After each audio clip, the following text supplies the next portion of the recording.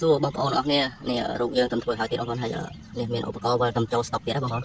នឹងសម្រាប់បងប្អូនដែលចូលចិត្តលេងបាក់សីហ្នឹងមានដុំវិលនេះគឺវាអេមយ៉ាងដែរបងប្អូនវាតាក់ទាញហើយមើលរូបយើងបងប្អូនជំនីឲ្យបងប្អូនស្អាតបងប្អូនមើលហ្នឹងអេមហើយដាច់បងប្អូនរូបនេះខ្ញុំជំនីឲ្យ 100% ណាបងប្អូនថាការតាក់ទងខ្ញុំបានហើយជំនីឲ្យបងប្អូនស្រុកខ្មែរវាទៅគឺបើដាច់រូបឃ្លុំរូបមាត់ទឹករូបអីក៏ដោយហើយនេះសិតប្រភេទរូបកាវបងប្អូនមិនមែនរូបជ័រដូចខ្ញុំធ្វើមុនទេបងប្អូននៅរូបកាវនេះវាធន់ល្អហើយវាចូលចិត្តវាចូលជុលវាចូលវាយមិនក៏ដោយក៏អត់ខូចដែរបងប្អូនហ្នឹងហើយបងប្អូនឲ្យមើលស្តង់ដាហ្មងហ្នឹងបងហើយឧបករណ៍វិលនេះគឺវាវិលអត់លឿនទេបងប្អូនវាវិលរបៀបដូចវាអួតគ្នាចុះឡើងយឺតហ្នឹង